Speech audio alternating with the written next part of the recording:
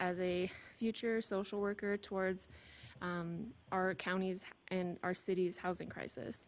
The truth is, I'm fearful for our unhoused population and my ability to serve these folks moving forward in my career, given the current resources and standard of care being performed by this county. I'm confident in my skills, confident in my ability, my education, what I've been spending 4 years now studying, and I just am not confident in our county's ability to be utilizing funding correctly and equitably to help these folks. The housing crisis has been ongoing for years and continues to get worse as we speak. This vulnerable population, their needs are going nowhere, and the current effects to warehouse these folks are deeply harmful. No matter how many millions of dollars are poured into mega shelters or transitional housing programs, it's money wasted so long as there's no affordable housing for these folks to move into. We're seeing this at both our place and CARES campus. These folks are ready to graduate their housing plans, but they have nowhere to move into. We must utilize existing housing and land within the county limits to provide affordable housing opportunities to these folks. And affordable housing is the long-term solution, and drastic efforts need to be made, or else those in vulnerable situations will fall deeper in them. In terms of shorter-term solutions, the county must address the danger that CARES Campus poses to so many of these folks, but most specifically single houseless women. As you can hear, of the sexual assaults or claims, and also claims of rape and violence. Our Place and campus are reaching capacity, and the encampment sweeps are still happening. I'm urging the county to open additional emergency shelter for unhoused women and couples specifically. If not the Record Street CAC, then another shelter must be arranged as soon as possible, with the next snow being overdue. In addition to these needs, I urge the county implement standards that provide protections, rights, and assistance to low-income renters. They have no one in their corner right now other than these community advocates, and we really need someone with power, so, someone who is on this board in front of us today, to be in their corner with them. I am only a social work intern right now, and I see these issues really clearly. The county's negligence towards this population is glaringly clear, and if the county continues to avoid addressing major barriers like the housing crisis, then moving forward, monthly meetings like these are merely performative. Sakila Ankrobach. Sorry about that pronunciation.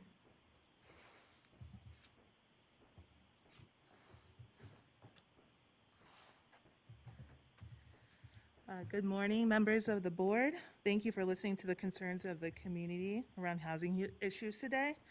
My name is Sakila Ankrobach. I'm a master's level social work student, a resident of Washoe County, and a Navy veteran, attending UNR on the GI Bill.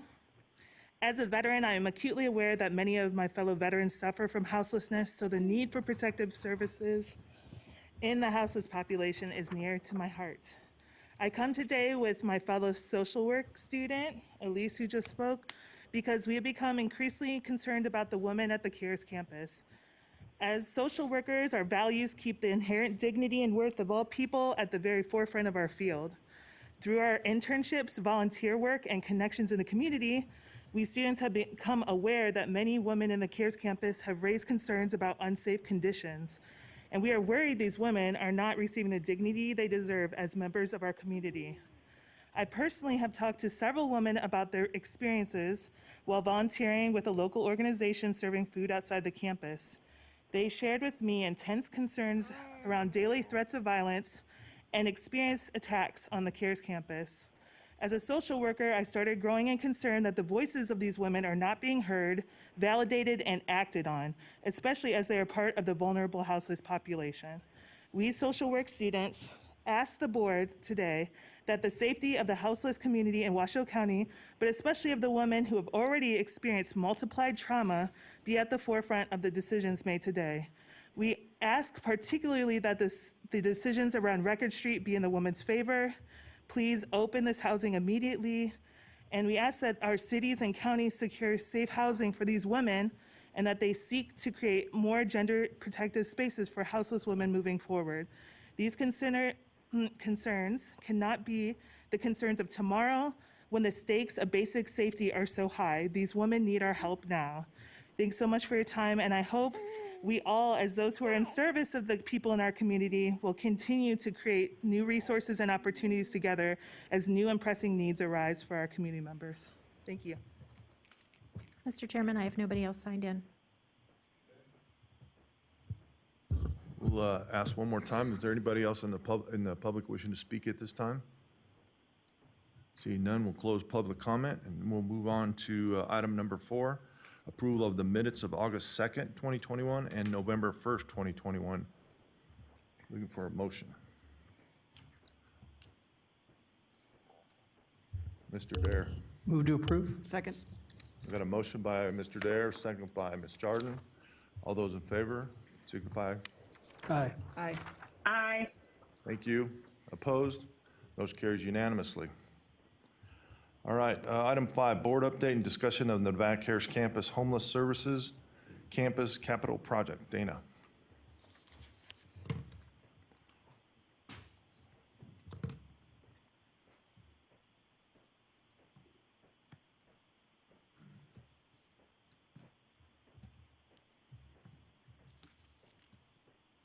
Good morning.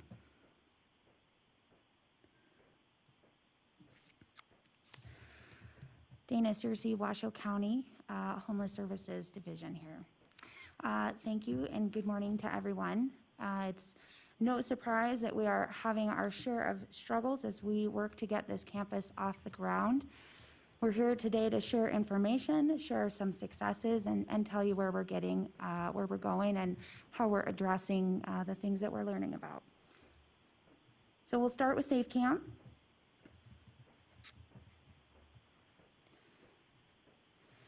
One of the wonderful things about Safe Camp that we're seeing is some of the stats that are coming out of this camp. This, as we've shared, was a risky endeavor, something new to our community. It was very important that we took this pilot program on with an open mind. Lots of feedback from the people who are there, and considering how might we engage those who don't feel safe moving into a congregate shelter. Of the people who have moved out of Safe Camp, we are seeing that 60% of them are moving into a permanent option. This means they're not returning to the streets, they're not returning to or entering into a transitional program. This is an enormous number.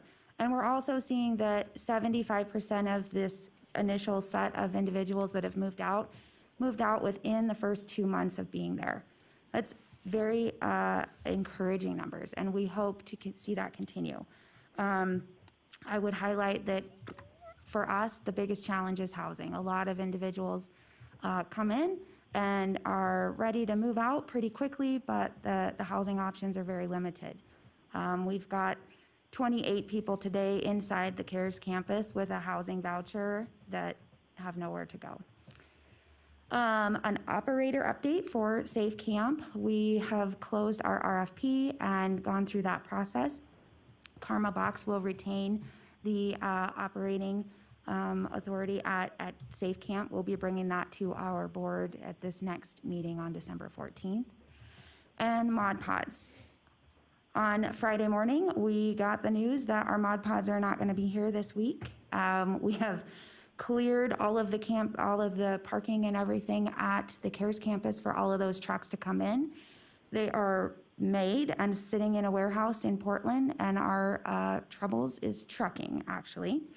So everyone on the entire West Coast is looking to rent trucks, get trucks. If we can get them here, we'll go get them ourselves, but we're just waiting on confirmation. We're still hoping that those are not too far out, but they are not here this morning as we anticipated. Our participant advisory board. Individuals with lived experience do have a very different perspective from those of us who've worked in government most of our careers. This participant advisory committee was one of the main aspects of this pilot program at the Safe Camp that we were not willing to negotiate on. These participants come together, form a board as we've shared with you. They hold all of the seats, the chair, vice chair, secretary. The staff is invited to participate and listen. None of the staff guide the discussion in any way. I wanted to share with you a couple very specific examples that have come out of that advisory board. I would also share, we kind of backed off. I was going to invite the chair of that board to come and speak with you, and decided honestly, personally, without asking too many people, that that might put too much pressure on him. This morning, we've talked about it, and we'll make sure that there are members of that board here to speak to you next month about the conditions of Safe Camp and how everything's going. But very specifically, they've provided quite a bit of feedback into the future design of the Safe Camp. This is just a little example from all of that feedback, but bike racks. As we do at CARES Campus, we have a large bike rack that gets fairly heavily used, and bikes stack up, and it doesn't look very nice, and people get things stolen or broken and all of that kind of thing. And so they asked us if there was any way that each one of them could be entitled to holding their bike at their new Mod Pod that's coming. So each Mod Pod has been equipped with a specific bike rack that will allow it to hang up on the sidewall and be locked up next to their unit. Also, heating and cooling as the hot sun beat down on those tents in the middle of summer.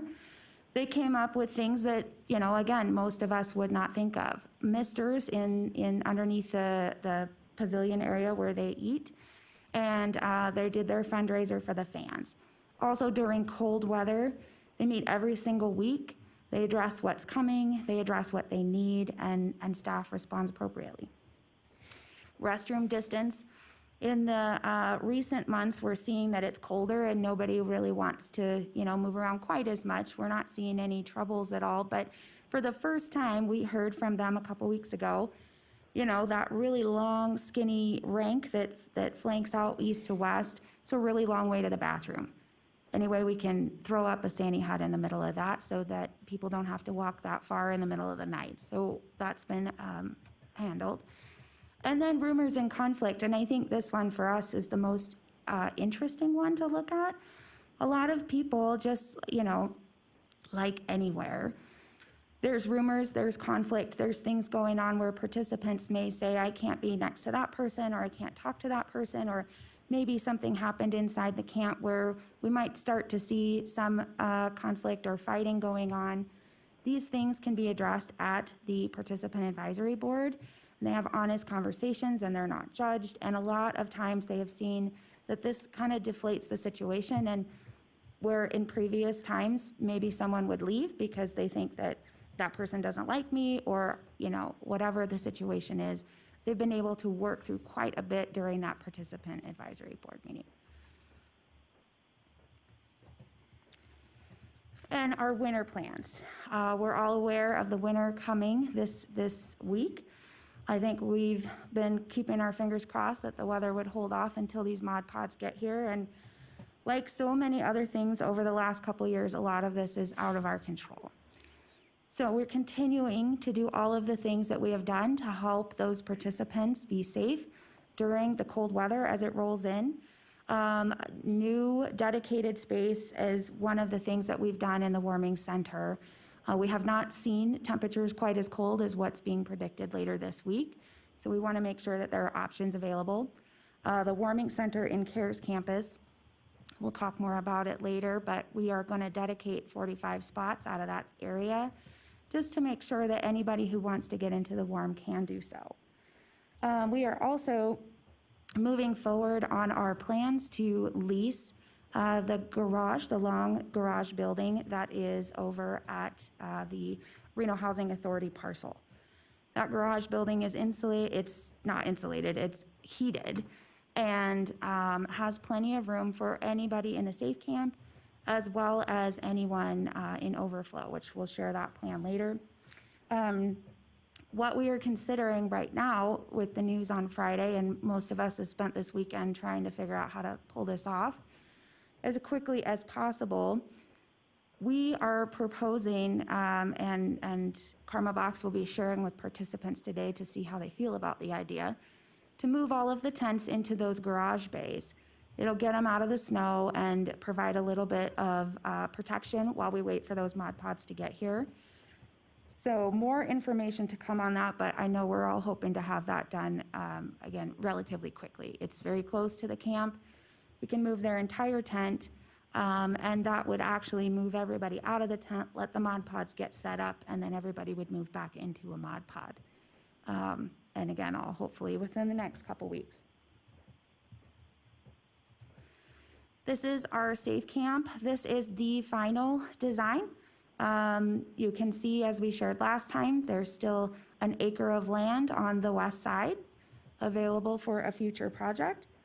And we are still on schedule with bids opening next week. So we'll see what that comes in. Our budget is still at 4.5 million. And last week, when they had all of the construction companies on site, there was 10 different construction companies.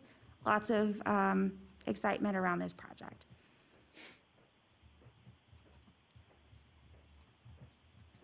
So emergency shelter. We're still working through quite the transition from Reno to the county, still very muddy and uncertain at some times, but we are all working through it as quickly as we possibly can. Moving contracts and all of that is very complicated, but we're getting pretty close. Hiring and staffing plan, we'll be sharing that with you today. I just put this up here as a reminder that capacity is 604 beds and 112 in the warming center. To date, we've seen about 30 to 40 people sitting in that shelter at some point during the day to come in and warm up.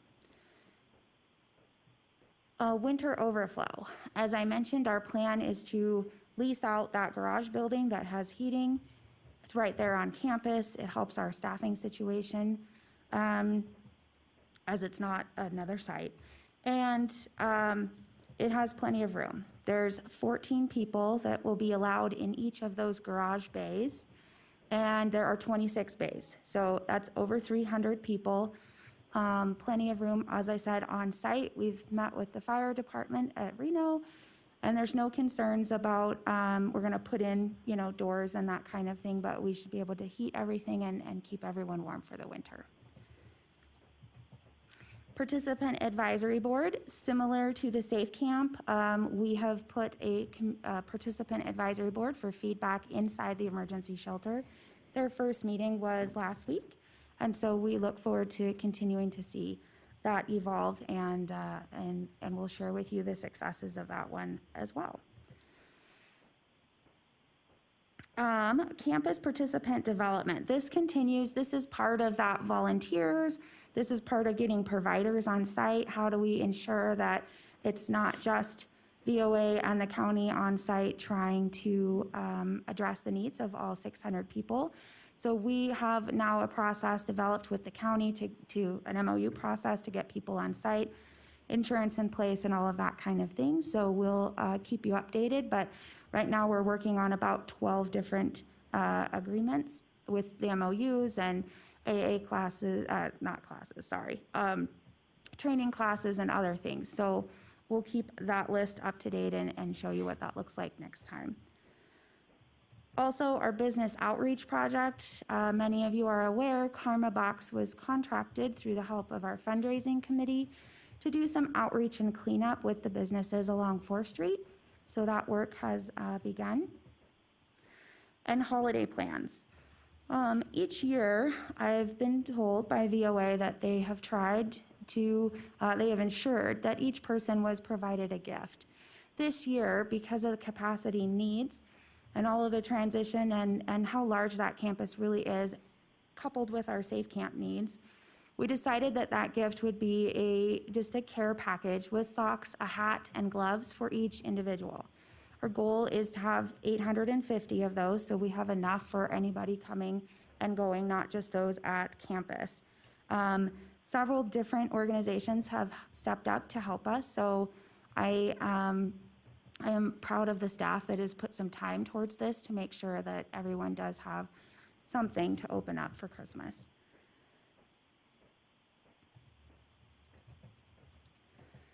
We wanted to share some data. So we don't have everything yet, but this is some initial numbers coming out. This slide is really to show you the sheer volume of what is occurring at CARES Campus. Over 1,000 unduplicated people have been served over the last month. It's a lot of individuals. 15,000 heads on beds, bed nights at CARES Campus during November. It is quite the operation, and we need all the support we can get to make sure that staffing is in place, that services are in place, and so that people are safe. This is a look at average beds that are occupied. You can see that there are available beds each day. The way that this works is, and I cannot speak exactly for our place, but I assume that it's roughly the same. At this scale, because we have 600 beds in the building, what they do is they take the count at about 3 in the morning, 2 in the morning, 3 in the morning. And they travel, they walk up and down all the rows every 2 hours throughout the day. Anyone who doesn't report back to a bed in 24 hours, the bed is then released. So you can see that green bar at the bottom, averaging 15 beds available in November. We have not hit a day where there has not been a bed available. This morning, there were 12 beds available at CARES and 8 beds available at our place. What happens then is, the cold weather sits in, we start filling up those beds 4 or 5 in the morning, and at some point in the day over the past, we've been tracking since November, we usually fill up during the day. We're still seeing what we saw last month, where you can come in, you can wait in the warming center, no one is waiting more than a couple of hours for a bed who'd like one, and we're still kind of seeing that pattern continue. And then also average number of women. The campus absolutely is accepting women so long that they said that 1, our place is full, or 2, it is someone who is not able to be at our place. And exits from CARES. I don't have a lot of detail on this one yet. This is the first time that we've pulled numbers for you, but we'll be watching this, and then hopefully over time, we'll see this number start to increase. And we're gonna track whether it's to a permanent destination, a temporary destination, or an institution, which would be like a program of some kind. This is our staffing plan. So before the board, and I apologize, this says 12/14, it's going to be pushed a meeting. This is the plan that will be put in front of the Board of County Commissioners.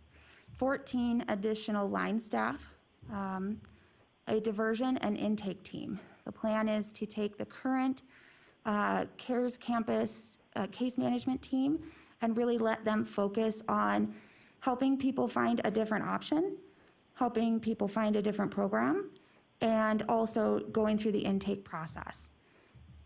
21 additional case managers, 20 are for CARES Campus and 1 for Safe Camp, that will be Washoe County staff. 6 mental health counselors will be spreading these out across the day to make sure that mental health support is on campus as much of the time as possible. 2 additional admin staff, 1 to focus specifically on partnerships and volunteer opportunities in the region, and also staff development and training. And then a medical billing specialist. For us, the Medicaid reimbursement is something new to homeless services.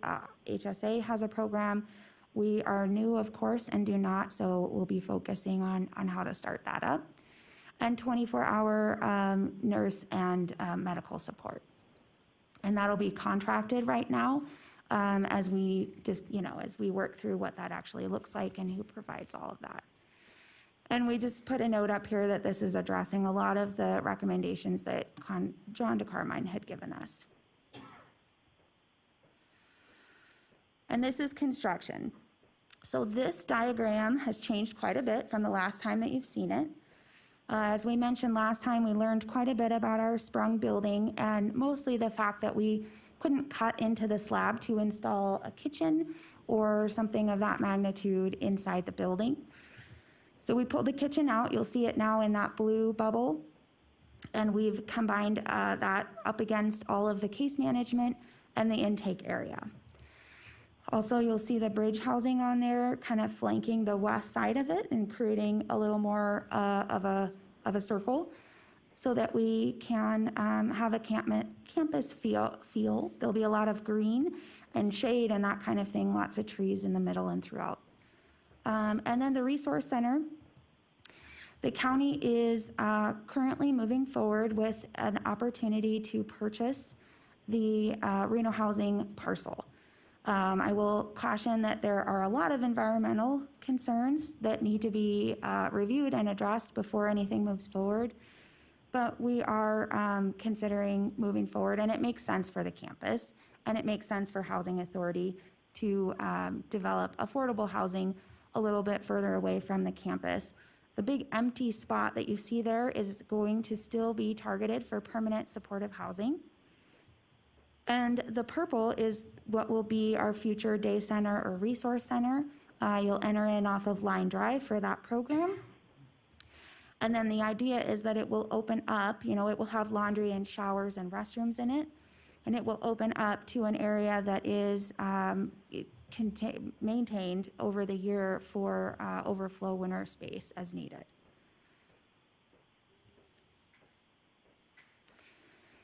Budget updates.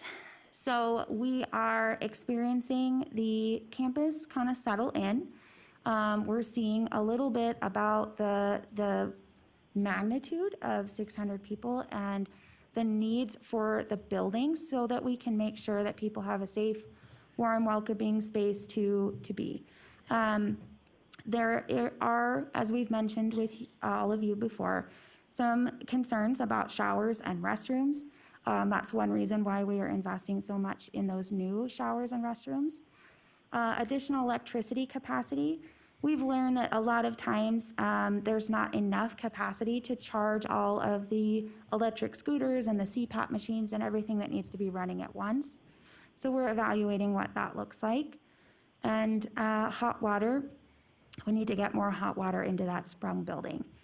Gray water disposal, there's not really a safe place to dump all of the cleaning water.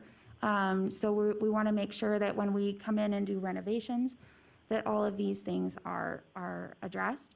Some pretty significant winterization and patching the sprung, again, just as it settles in and we're watching what weather and that kind of thing bring to the building. We're dealing with supply chain and inflation, no surprise there, as well as capacity needs. You have all been a part of tripling capacity over the last 18 months in our region between our place and CARES campus, and we know that it still is not enough. So we're considering this in our plans for overflow and extra space and that kind of thing. This is all resulting in approximately 37% increase right now. And these are still just budget numbers, that this is not an actual bid, but we're getting closer. On our bathrooms, I will show you this piece of the construction. So all the work inside the building, sealing the floors, the cubbies, and all of the bathroom showers and laundry that will go in. That number was originally budgeted at about $8 million is what we were budgeting when we looked at the interlocal agreement. It is now at about 11 million. We're working to bring it down and make other substitutions on materials and that kind of thing. But it's very important to the team that we do not compromise or make a choice right now that would save money in the short term, but in the long term would turn into a maintenance concern or a safety concern. This is a look at what those cubbies inside the building will look at. And as a reminder, on the north half, there'll be all cubbies, and on the south half, it'll be all bunk beds. We're gonna put up dividers in the building where those blue lines are to also use one of John DeCarmine's recommendations to just try to chunk out each. There's about a little more in the south you can see, but there's roughly 100 people in each of the sections so that staff and individuals have just a smaller footprint, and it's helps it not be so massive. This is drawing of what the campus will look like.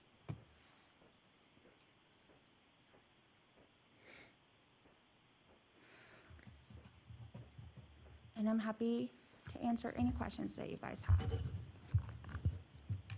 see. Get that light to come on. Questions from the board?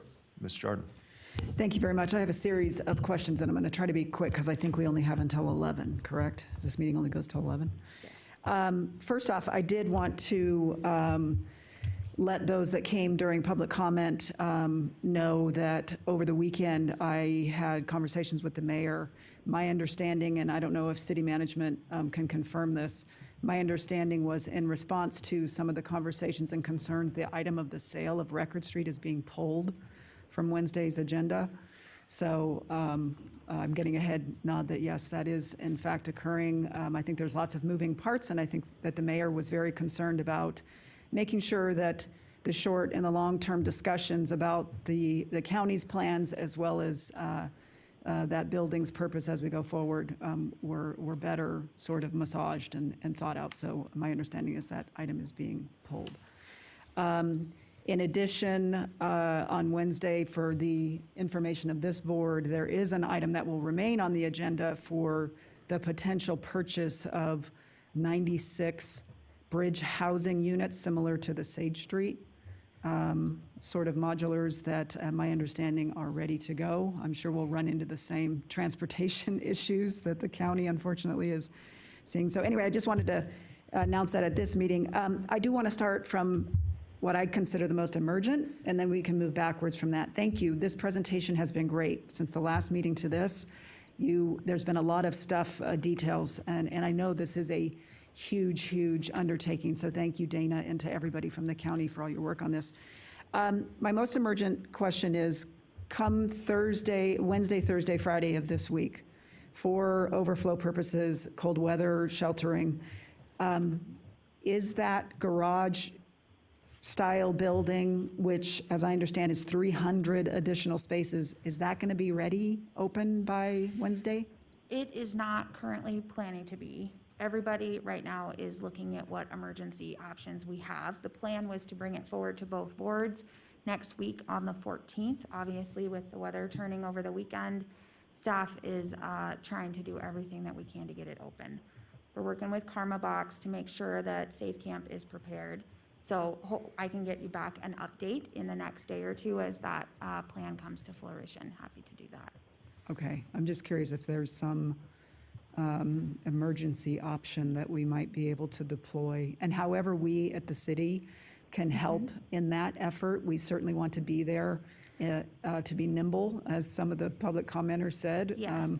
We need to be nimble on this, and however we can get that open for the sheltering. And certainly the next question I have, can somebody speak to these issues of the safety, in particular, of women on campus, and how we're looking at addressing some of those issues that have been spoke about here today? Absolutely. I can give a general answer, and I'm just peeking to see if security or anybody's in the room that could speak on it, and VOA, obviously. Feel free to come on down. I saw some heads bobbed Come on down, guys. from those that are down. Oh, Okay, he's back. we got a couple Great. folks. All right. So we did some calls. We've been keeping a very close eye on this, obviously. We have not heard anything specific to date. There has been one report. That report was looked into and investigated fully by our sheriff's office. It was not substantiated. Ben, I'm happy to let you come on up and give any more additional information. We're seeing the way that the campus works is no matter what the complaint or concern or incident is, if anybody is looking for, to report an incident, we will help work through that process. Anything that a police report is filed out on, our sheriff's office is investigating, and anything that's brought to staff's attention is also looked at to make sure, that we're paying attention to what's going on. I have also personally taken a couple of phone calls from individuals in our community who have said, I talked to a person, this is what happened to them. We've tracked it down to the very best of our ability and not been able to find that either through cameras or incident reports or anything to that nature. So if anybody in our community has specific examples that we can look into, we are happy to do that to the fullest of our extent. We really are aware that this is a concern. Happy to, go ahead, Ben. Sure. Good morning, Ben West. I'm the County Security Administrator here with Washoe County. As Dana has outlined, we have frequent meetings both with Allied Universal Security staff and VOA staff, as well as county staff. Those are weekly meetings to discuss security issues. We have a weekly call with the Sheriff's Office communications team, as well as their executive staff, on responses to the campus so that we can match up the kind of calls that they're responding to with our existing incident reports so that we can make sure that we're not missing anything. Additionally, we have post orders and procedures for both Allied Universal staff as well as VOA that if anything is reported to them, that we encourage people to make those reports to law enforcement. We will facilitate however that needs to be taken care of. We have the ability to take people to a private location so that they can report to law enforcement anything that has occurred without having to make that report in the common areas of the campus. So we are working to address the concerns of both getting things reported as well as understanding the issues that can be surrounding the reporting of certain kinds of crimes that can make people both nervous, feel that their needs are not being attended to, and also that they would be making that report in front of other people that may retaliate. So we continue to work together with VOA to make sure that all of this is communicated to the proper authorities and things are investigated. We've had no specific reports of women or any other groups being targeted. I'm sure that some people are the victims of things that we don't get necessarily reported to us, but we are open and available for any of those reports to be made to security. And again, like I said, we will facilitate getting that to the appropriate authorities in any way that we can. Thank you very much. I have a couple more questions, but I'm going to defer to my other colleagues and then maybe come back to me. Thank you. Mr. Bear. Thank you so much. Thank you for that report. I really appreciate it, and I appreciate everybody who's here. We all care about this very much and definitely have different perspectives at times, but that's not bad. It's one of the things we have to continue to care and continue to work together. With that said, a couple questions I do have. One, just with the safety thing, just because you mentioned it. Sometimes there's two different formats of way to look at it. Is our structure that we just are looking to people to report if there's issues, or do we have enough eyes on that on campus? Because what I do know of this group, and I know people don't know all of our backgrounds, but a lot of us have worked with our homeless in a lot of different capacities over many years, and they're not going to report on each other very much. So we have to be there. And I say that, it just creates the ambiance that this is a safe place and it keeps everybody in line. Do we have enough security to help make sure that, or are we expecting that we're going to do follow-ups? And that's just something to think about. If we don't have an answer now, that's one of the questions I have. It doesn't have to be answered now, but it is a concern because I get both structures, and maybe we're just doing our best to create an open comment section. But my concern with this population that's not necessarily how they work. A couple other things I have questions on. On here, we have 589, I think, in the shelter now, I think is what I see. But according to once we get all of our stuff in there, which I really like, these cubicles, the capacity is 523, which we're going backwards, which is fine if we're actually helping everybody get a place to live, which is fantastic. Do you have an answer for that?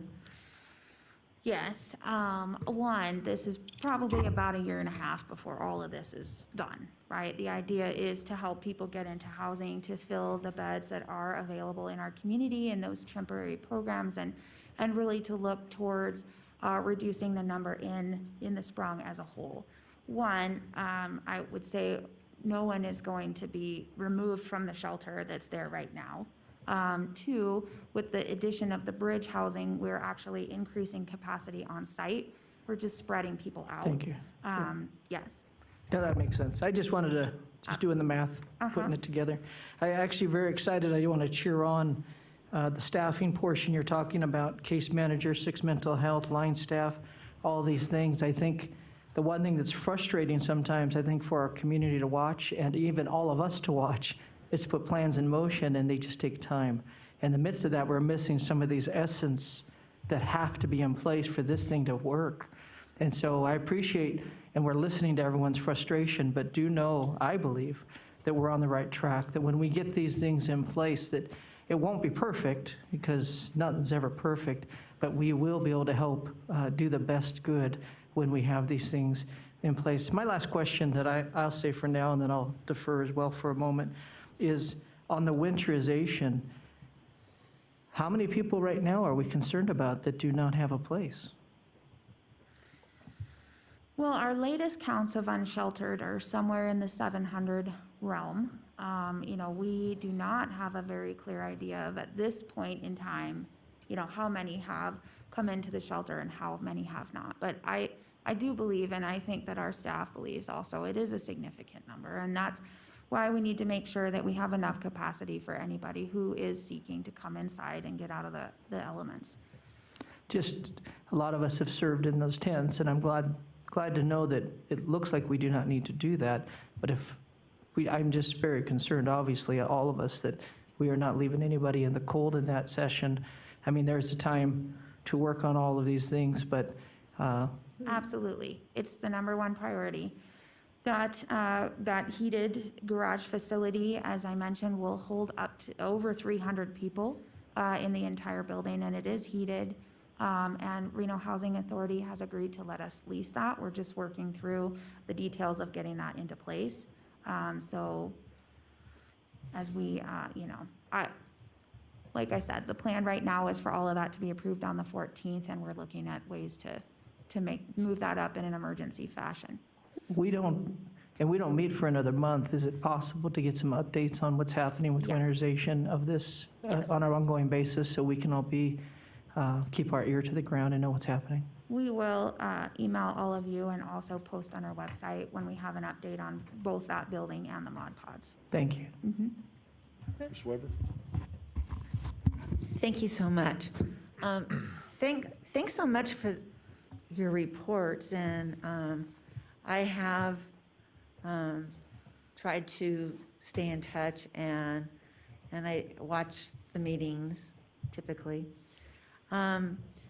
My concern is, and maybe you can address it, is how, when someone has a physical problem that's on the campus, how do they report that? And then we have the advocates here that have concerns.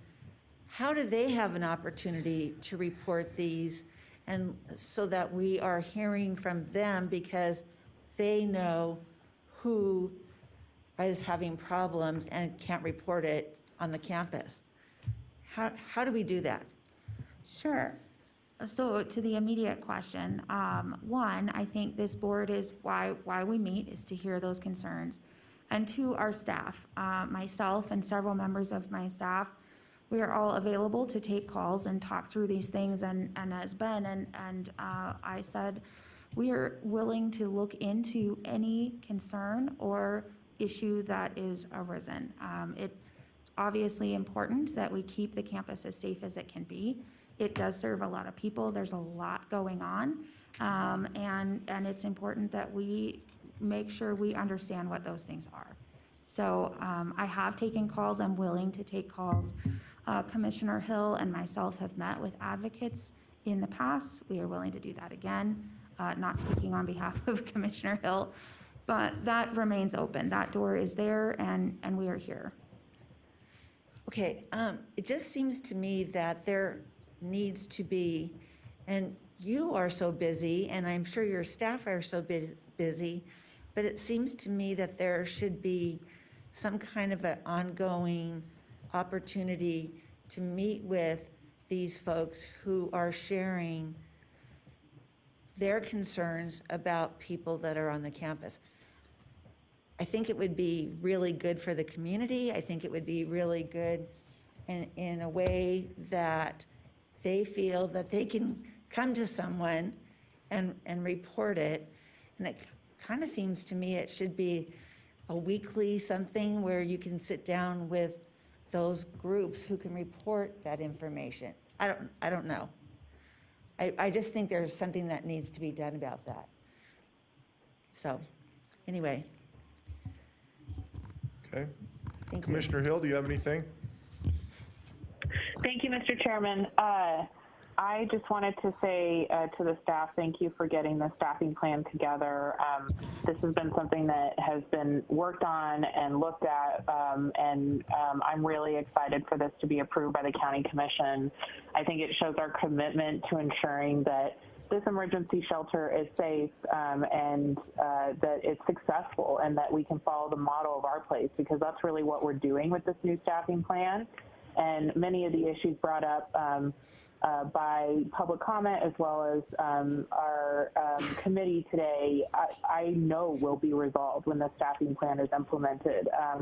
So I'm very excited about that. And just a reminder that, this is something that we're continuing, it's a new thing and we're continuing to learn and re-engage. I also want to remind the public that the warming center is open still for people and that there is an opportunity for people to get out of the cold, whether or not they want to stay in the shelter. And that's something that we have been working on and that is a resource for people that if they need that. So thank you so much, Mr. Chairman, and those are my comments. Okay, thank you. Mr. Chairman. All right, any other, Ms. Jordan? Thank you very much. Two additional questions and comments, and I think it's important that we maybe, Dana, have someone from VOA come and give some reporting as to, they're in the building, they're there with the clients that they serve and have great relationships with every day. So I think it's important that we hear from those that are operating the shelter. The second thing, I did want to hear from the county as this discussion of Record Street does, or, however that evolves, what is the county's position on emergency sheltering for women? Would the county be supportive or not of the city of Reno doing something with Record Street? Honestly, I am not prepared to answer that for you today. I know. Is there that- someone from the county that could speak to that?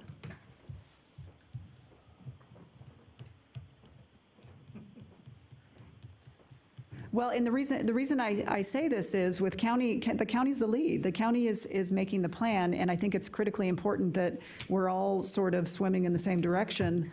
So, we don't want to head down any path that is in conflict, and that's what I'm trying to get at. For the record, County Manager Eric Brown. So I think the response to that is we just recently learned about the city's or the plan to do that last week. So I think in fairness, I need to consult with the commissioners and the folks involved to find out where we are. We don't have an answer for you today. Not opposed to it, not supportive of it. Need to find out more about it. Okay, thank you. And then could we just get what's happening? I'm sorry, I think, thank you, Manager. What's happening in the next 48 hours? I'm not sure I got clarity on the new over 5,000 square feet, is that garage building? I don't know that I got a full square footage that can hold over 300 people.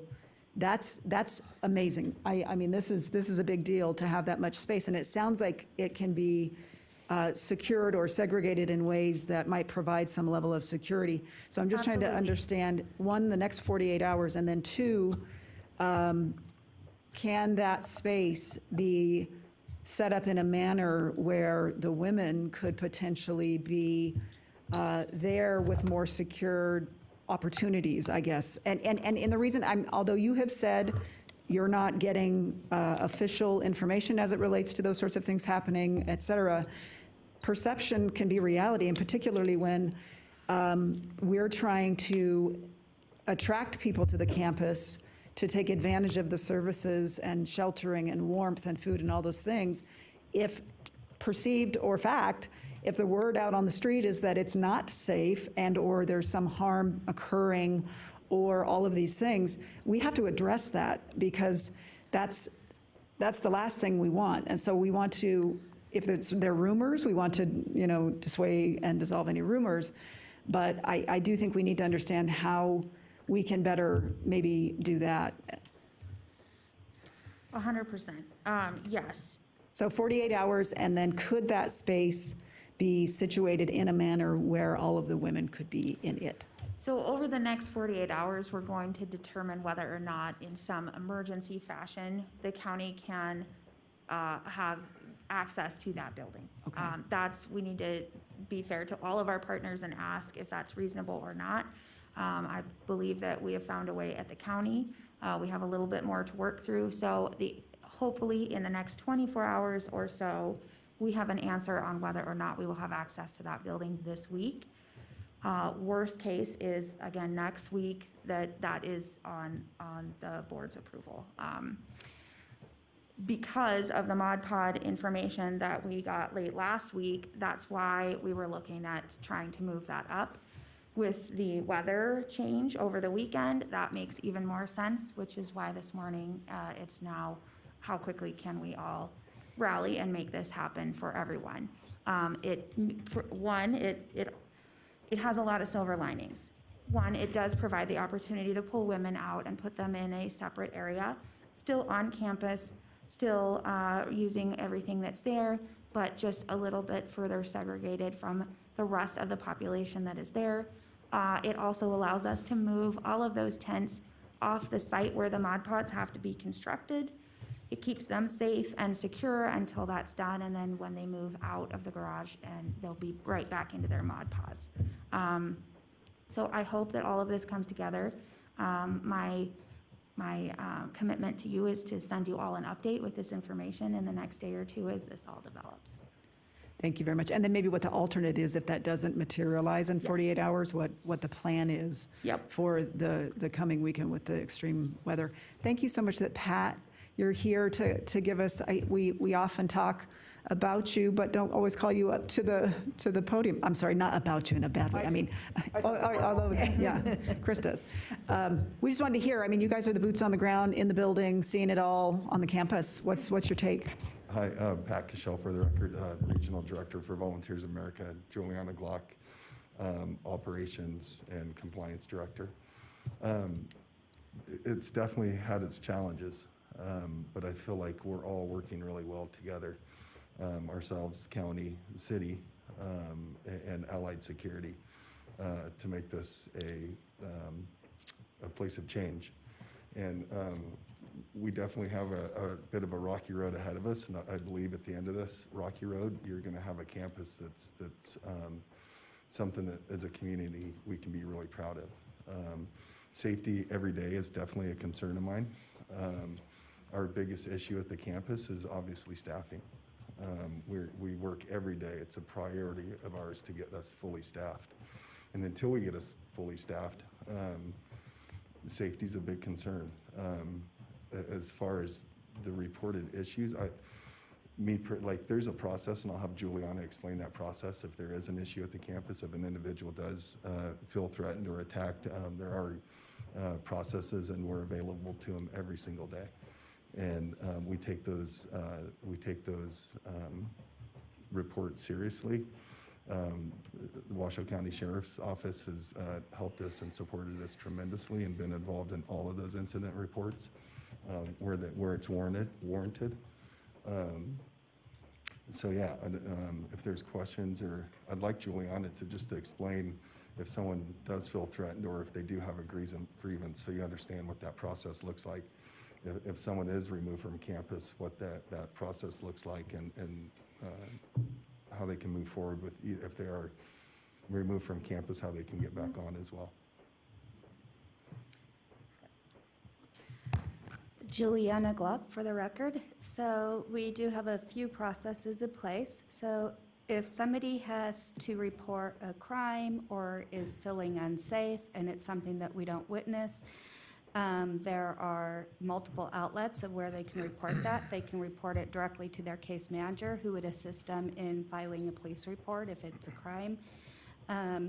As Dana had and Ben spoke about, there are cameras throughout the whole campus, which have been reviewed regularly by both law enforcement, staff, as well as Washoe County to investigate those reports. They can also, I have people that come down to my office on a regular basis that I meet with. When I do an investigation, in addition to reviewing the security cameras, I work with Washoe County staff. I also talk to any of our staff that would have been involved or possibly witnessed anything, as well as clients or participants that would have been in the area. If somebody wants to file a grievance, they can file a grievance at the campus. They can also turn it in at Record Street. They can turn it into the security. We are looking at installing like boxes to where they can do it confidentially. I know, and I can't speak for the county, but I know that they have also implemented like a campus-wide grievance process to where they can also respond to those. If somebody is asked to leave the campus for any amount of time, with the exception of an overnight, there is an appeal process. We have a form that they can fill out that gets turned in at the security desk, where they provide it to myself, as well as the liaison from Washoe County, where we meet. We investigate the situation, and then we come up with a decision as to whether to overturn it or not. Anybody that is banned for a 6-month ban or sit-out time, it has to be a very serious incident, where it's literally like illegal, like serious violence, sale of drugs, that kind of thing. Otherwise, people are not generally asked to sit out for very long. So, do you have any questions around our process? Sorry. Hopefully I was thorough.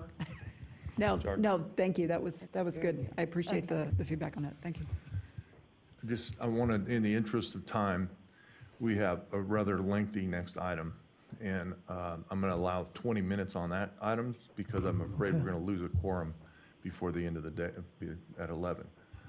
So one more question, Mr. Dare.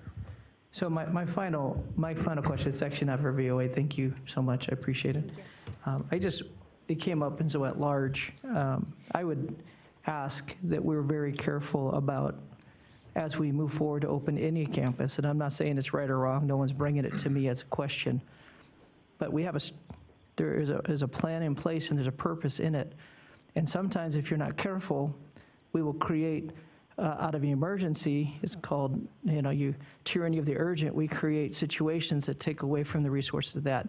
However, I would also say we also have some tyranny of the urgent happening. And so I would just say, I would hope as we look at all this unfolding and we come back next month to hear what's happened, and we hear is that we are still moving forward, pulling everybody together, but still finding these answers.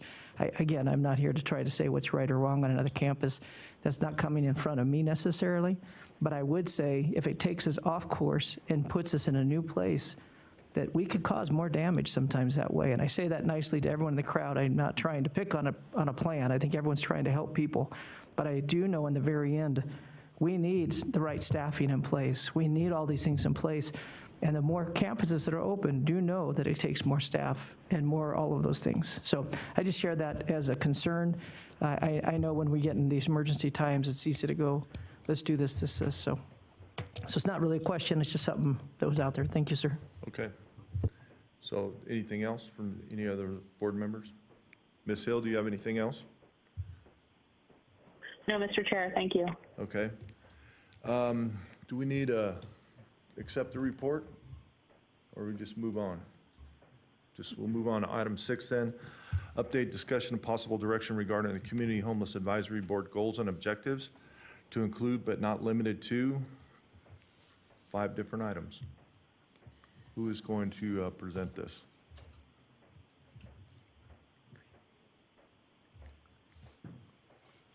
Kate?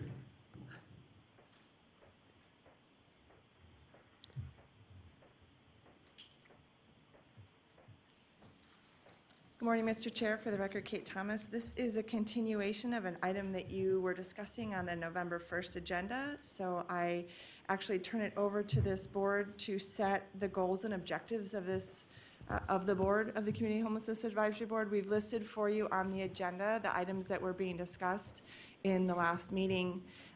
If that's the path that you'd like to go down, those include the permanent housing for the Nevada Cares campus residents and the region, the concept of regionally shared data, the engagement of community donations and volunteers. We had some discussion around safety of shelter clients, employees, and visitors. And then finally, the community communication, which I think you're happy to see that there's that specific position listed in the staff plan that was presented to you around the volunteer opportunity. So I'll turn it over to this board to discuss if these are the areas that you'd like. I know Mr. Vice Chair can certainly lead you through this discussion if you'd like. We're happy to take notes. Well, I appreciate that. You bet. I'll try to make them brief, which is hard to do. Yeah, you're good. Call us Mr. if Derry. you need anything. Okay. I think we are definitely moving forward on a lot of these goals, and I appreciate it. And looking at the one question I have, and it may be kind of a given, but it's one of those things that I've seen us in our work of going after the CARES campus and working on this, that I also believe this is a safe place for all the community partners to come together and for us to continue to collaborate and create that unified approach. And lately, I can say this is not necessarily bad, it's just where our attention has been. I've not seen that as much, so I don't know if it needs to be as part of our plan, is that we say, hey, that we also are creating this atmosphere or something of that setting, so we have, whether it's all those working in our youth homelessness, that we can say this is a place for you to come. I know that strategy is so crucial, but if we're not careful, it's real easy to stem away, and then we're not bringing the community back together on a regular basis. That'd be probably my only concern, of somehow making sure that is a given and we keep that in tow. Thank you. Ms. Jordan. You know, he was looking at me when he said, keep it brief. Did you notice that? I think just given some of the information we've received in the last few months, I feel like the campus and its phases are evolving. And they are coming together, the costs, the fundraising, the support, the staffing, all those things are really coming together for the campus, which is exciting because we're starting to see the vision now for what the details look like. I think the priority on this board, which you have it on here, is some of that creative transitional housing. I know, like I said, on the council's agenda on Wednesday, we've got a pretty creative and almost immediate opportunity that we'll be discussing, is, you know, that kind of being the thing that we need to be visioning ourselves for being the priority, is what are those bridge housing opportunities and how quickly are they going to be able to come to fruition, so we can, as staffing increases and as the programming augments, how we're getting people through and into that bridge housing and then permanent supportive housing, et cetera. So I know the city, that is a #1 priority of the city, and how we partner with this board and the county to make those things flow. That would be my only thing. I think the priorities on here are well established and are clear. So, thank you. Ms. Weber, do you have anything? I don't, thanks. Commissioner Hill, you have anything?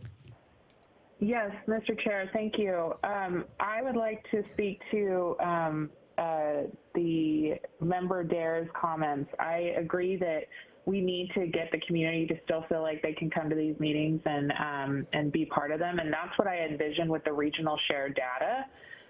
So I don't know if we necessarily need to create a new category for that, but depending on what the committee would like to see, but I'd like to see how we continue to talk to our nonprofit operators in this space and make sure that we're all working together and sharing our data, and that we're actually, contributing to that system that we can all use to ensure that we're getting people into housing, which is really what we're focused on.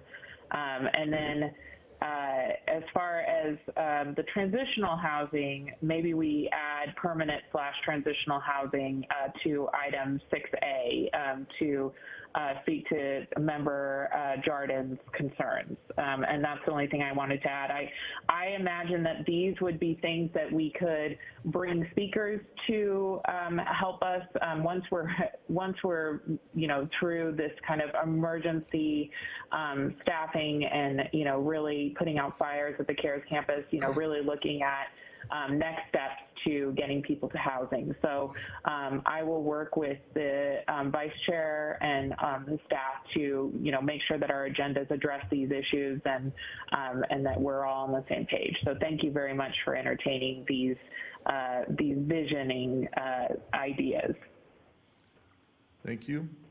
And I think we're absolutely correct. I mean, this program doesn't work unless we get people in housing and permanent housing. There's a transition period that we know we have to go through from all the folks that we've talked to around the country. And the folks have to get that help to, from everything from a checking account to ID to all the things that go along with being a productive member of society is that basically soup to nuts approach. And it all ends with housing. That, I think, is our #1 priority for the future, and how we address that regionally is going to be a big deal. I'm curious to see what Reno has in store. I've heard a little bit about what you guys are talking about. I'd like to see, how that works and how that could maybe work in Sparks. The regional shared data, I think, is super important. We have a lot of people touching this population, and having that shared data, so you don't have to do an interview every single time. We know that it's Christopher there. We know what Christopher's issues are. We know what we can do to help him, and we know where we are in the continuum of care to get him into permanent housing. So I think that goes a long ways in speeding this process up too. And then I think the best thing I saw from the county was a volunteer coordinator. There's so much to be done at the campus, and there's so many people that want to help, that they want to help. They're not exactly sure how to help.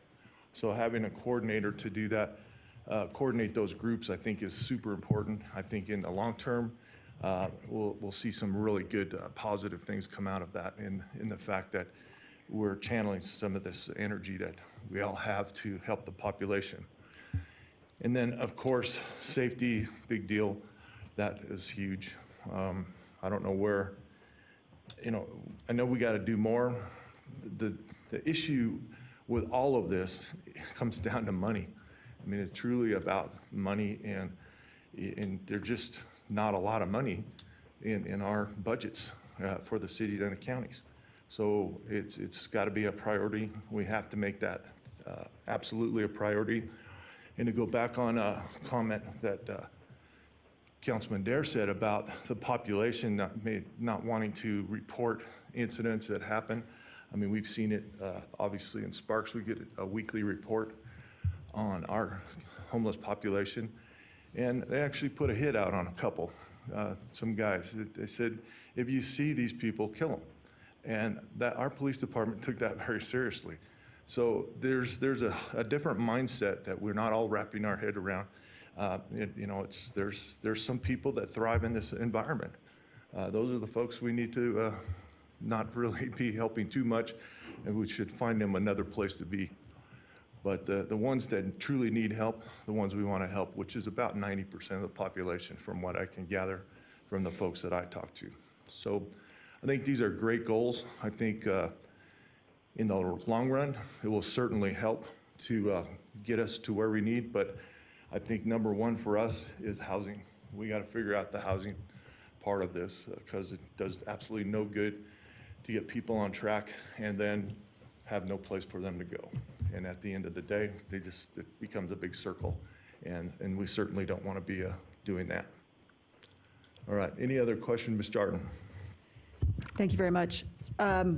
I did want to, I think maybe one of the things that could be contemplated, because there are so many different groups from the other people in this space, the Eddie Houses, the NYEPs, all of those great folks that are doing things, as well as the advocates, is maybe there's value in an ombudsman that is the go-between, that could come to the different jurisdictions to give updates could have a point person with the advocacy groups that can gather some of that information that those individuals maybe aren't comfortable in sharing directly with an official, but we could maybe gather that information that could then come to this board. I don't know, just a thought, because I know staffs are strained and stretched. I don't know if that might help to share information and mitigate some of the issues that we're seeing here. But I agree with you, Mayor Lawson, that the housing component is significantly, is a significant issue that we all need to make a priority. And I think the jurisdictions are doing that. But the value of this campus can't be understated, and we just want everybody's involvement to make it the best that it can be. Thank you. Mr. Dare, did you have something? Yeah, I just want to kind of go back to something. Thank you, Chair Hill. I appreciate that. The only concern I have about us just leaving it, and I say this, the data can be shared without showing up. Data can be collected, and we never get to meet them. Data can be put together, and they're never really a part of what we're doing.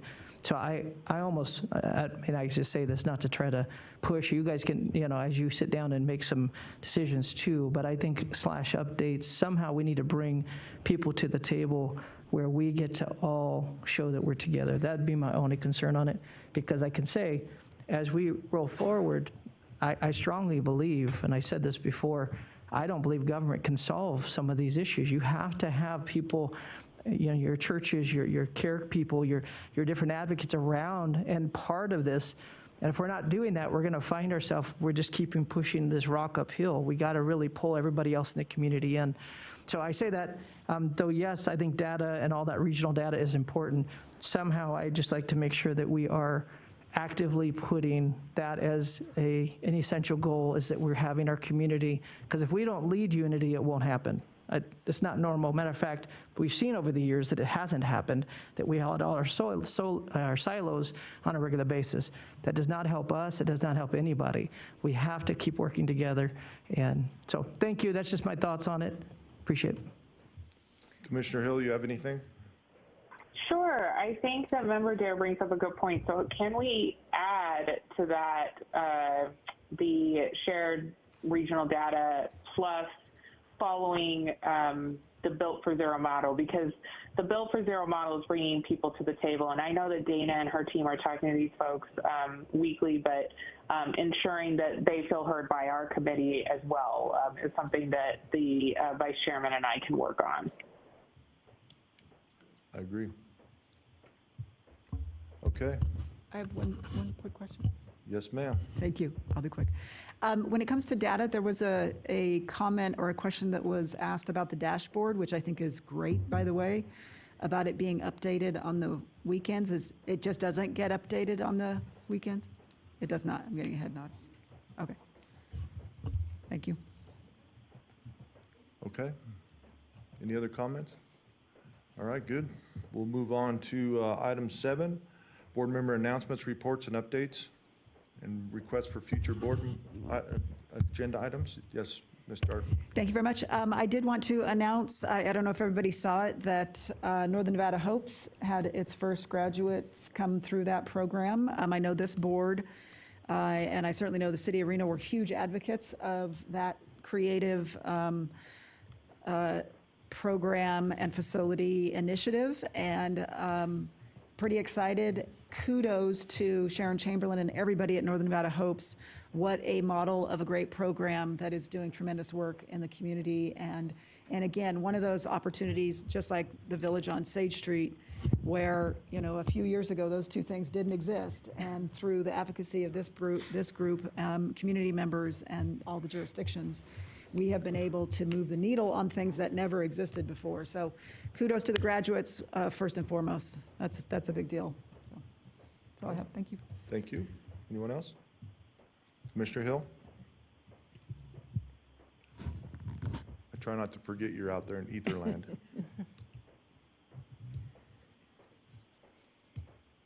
Okay, hearing none.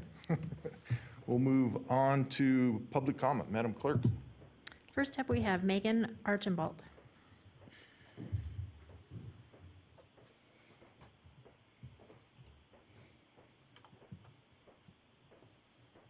Hello, for the record, my name is Megan Archambault. I just want to make a note first off. This emphasis on reporting crimes and such to law enforcement is ignoring you're asking people to report trauma to the very people who are perpetuating further trauma in the sweeps. An unsubstantiated report doesn't mean crimes didn't happen. Second, we need comprehensive data on how many people are kicked out of CARES and Safe Camp and barred from returning for anywhere between 24 hours to 6 months. Hypothermia can kill in a matter of hours. That there's a formal appeals process is great, but when you're scattering people from here to there, how are they contacted to let them know the outcome? How do you reach people without phones? As to Board Member Lawson's comment about people thriving in the environment of homelessness and not wanting to help them, that's not thriving, that's surviving. And it's often born of mistrust and fear due to repeat trauma. In recent sweeps, people living outside were reported they were given the choice of jail, going to CARES, or leaving the city. At one such sweep on September 16th, one of the moderators of Reno Sparks Mutual Aid called CARES around 2:30 or so to check on capacity, and we were told there were only 4 beds available. However, dozens of people were told to go there that day. That Ms. Cersei states they haven't had a day with no beds comes as a shock to those of us who've been told on the phone or at the security desk that there is no bed available. Further, I'm concerned this opens the city and county up to liability under Martin v. Boise, which held that criminalizing sleeping, sitting, or lying in all public spaces when no alternative sleeping space is available does violate the 8th Amendment. And unsheltered people have previously reported that police, NDOT, and railroad staff have destroyed and lost their belongings during these sweeps. In Mitchell v. City of Los Angeles, which was a case in 2019, the city decided to settle for $645,000 and agreed to provide advance notice, not destroy property, not make the property retrieval arduous, and to not limit the number of belongings unsheltered people may have. I know the city and county do want to do what's best for everyone, but with understaffing and safety concerns at CARES currently, substantiated reports of violent conflicts, including a stabbing, staff without comprehensive trauma-informed training and de-escalation, and staff kicking people out without recourse, because a lot of people haven't been informed that they do have recourse if they've been kicked out.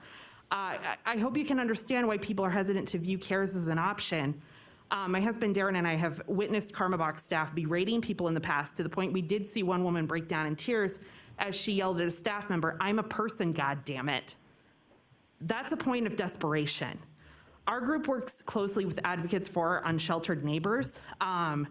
We've had members donate trash bags, tents, all kinds of things to people who are living outside, only to have them seized or destroyed by RPD within a matter of days.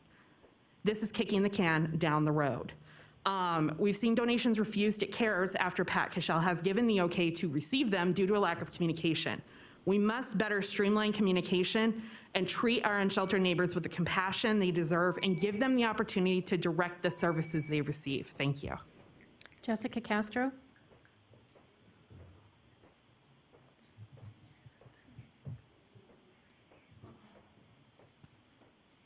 I would like to start by saying, Jackie, I no longer trust my government. My name is Jessica Castro. I didn't say my name yet. Thank you. I should get 5 seconds back. Dana, you have a room full of advocates here saying over and over, okay, there are advocates here over and over saying that there is harm being caused. We are here and we say it. I've had conversations with her about this. I will tell you, my first experience was trying to share that Karma Box causes a lot of harm at Safe Camp, and I was gaslighted. I was told to stop worrying about what Karma Box is doing and do my own advocacy, so I did. And in my advocacy over and over, I have to counteract harm that is done by Karma Box. So when I'm gaslighted by that same person, and I now have women coming to me telling me that they are sexually assaulted, and the only contact I have is the person that's already gaslighted me. What am I to do? And she says, give me her name. I don't trust you. I don't want to give you her name. You know, they contradicted themselves. They said they don't have enough staff, but they have plenty of cameras. Anytime I have tried to ask for them to look at cameras, I get denied. My homeless friends get denied. I have been treated very poorly by Juliana, myself, as an advocate when I go on campus. I am treated like I'm a nuisance, like I should get out of there, and I'm disregarded. So these are all the same people that you're telling me that my friends should trust when I don't trust them. The gaslighting in this room is absurd. There are no available beds. There is harm being done. I am out there every day. They know me. They come to me. If a woman is sexually assaulted, I can tell you right now, she's gonna come tell me. If I'm out there and she has the chance, she's gonna tell me. I have nowhere to take that because I don't trust the people you put in place. The first time I ever tried to reach out to one of the commissioners or the board members here, I was gaslighted. I was told that the person that I was advocating for refused help, which was a lie. I watched multiple city officials fail, not be able to get her housing that day. And then when I reached out to this board to say that, I was gaslighted. And I was told, we're doing a great job, she refused help, good day. There's a lot of lies. I no longer trust my local government. I cannot sit in these rooms while there's lies after lies being told. Her lies and her negligence is causing harm. Cut you off if you continue. Is causing harm to advocates and to the unhoused. And you can cut me all you want, Mr. Lawson, because I'm still going to be out there, supposed to be a civil and I'm discourse. still going to be in here. Thank you. Thank you. Heather Carpenter?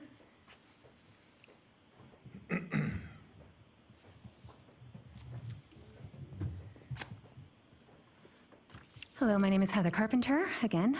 I have quite a few notes here. I'm going to try and cover as coherently as possible. First, I would like to address the board's goals. I would like to support item 6A as taking front and center in the goals, and I will tell you why. I would rather see money and effort going to getting people into private rooms than more security on the campus. A few eyes watching over hundreds of people is not as effective as a door that locks. The cubicles that we saw pictured, you know, they create the illusion of privacy, but it really just hinders what security is able to see, right? So it's not really a viable solution, in my opinion. You know, as far as case managers, I've been told that it's very, very difficult to actually even ever meet a case manager. They could be there for weeks or months and still never meet their case manager. So even if on paper they're assigned a case manager, if a homeless person goes to report an issue, that might be the first time they're meeting that case manager. How are they supposed to share all of the trauma and things that are going on for them with somebody that they have not built trust with? As far as the grievance process, now, I'm not entirely familiar with that. It sounds like it's all in writing, if that is correct, like a written slip put in a box and that's as anonymous as possible. So I'm curious as to how accessible the grievance process is to people who struggle with written communication. As you may know, dyslexia is overrepresented in the homeless community. I am happy to hear that the Record Street sale has been postponed. I hope that is abandoned entirely. Again, as far as assaults being reported, if they don't trust anyone and the people that they're supposed to be reporting to are not informed on the kind of issues, that can be very traumatizing in itself. As far as the CARES Lived Experience Board, I would like more information on that. Who are these people? Are they incentivized to support CARES? Are they employees or CARES graduates? And finally, if I have enough time, I would like to address, Ed Lawson, you did make a comment about being a productive member of society. I know this is a term that's commonly used, but I would like you to rethink that in the future. Everyone here who might use that comment, a lot of homeless people work, they have family, and they help their community by watching out for one another. You know, what makes them more productive than that? Next up, we have Megan O'Farrell.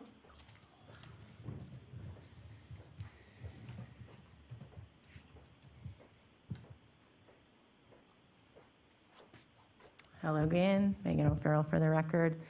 I have a few things I'd like to address as well too after those presentations. First, I appreciate the fact that the concerns that were brought to this group and to the county are being heard from John DeCarmine. It is a little unfortunate that we have had to have those conversations come through a consultant, though they have been expressed by your constituents and advocates for many, many months. I hear a lot today of the lack of communication, and I think several of you have brought it up tonight or this morning about the need for more transparency and feedback. And again, I want to iterate, though we are in these positions now, they are not new. We have been advocating for the winter preparedness plan since last winter because we are well aware that winter comes every year. And so at this point, when we say things like, we're making decisions in emergency is because this is where we are. I can't change the fact that we are now in an emergency. I have been coming to as many city council meetings and community-led meetings as I can to ask for this to happen, and now we are here. So I don't think that we get to have a different discussion because the emergency is in front of us. I don't get to make that decision, you do, and the rest of our community does. So I appreciate the fact that we're recognizing that we have to do things hastily, but that is the position we are in now, and arguing about whether that is true or not is pointless. And so what I'm asking and urging again, as I did in my first public comment, is to encourage you to work with the city to open up the Record Street shelter as an emergency overflow space right now. As Councilmember Jardin has asked, the county is not prepared to open another position in the next few days, and that storm is not going to wait for us to continue to not have things figured out. And we have a turnkey shelter that has been used for this purpose in front of us right now, and we have the capacity to make it happen if we can get in rooms together and have a conversation and get it going right now. And so I encourage all of you to please consider that and to do what you can. I don't know how else to beg and ask for this. This is a priority and it needs to happen. And I do want to preface a very important thing that I have personally been in communication. I was on a Zoom meeting with Dana Cersei myself back in October talking about this very same thing. So to reiterate my point, the fact that the county is just now hearing about Record Street being used as a facility last week is a problem. And this is not going to get solved by us continuing to sit in these rooms and yell at each other the way that we're doing now. And so I appreciate that we have been told that we need to come to the table. I want you to know that we've been at the table. I'm coming to all of the tables. I'm talking to all of the people. I'm doing what I can to participate in what is supposed to be a democracy of our community, and it is failing us. Just the same as when we hear about these reports that are happening in the CARES campus that they have not found any issues with assault and violence is failing us. It's not our job to say whether or not we think what we're doing is working. We have it in front of us to tell us it's not working. We need everyone to let their egos go to the side and address what's really important here, which is saving and supporting human life. Thank you. Bill Sims?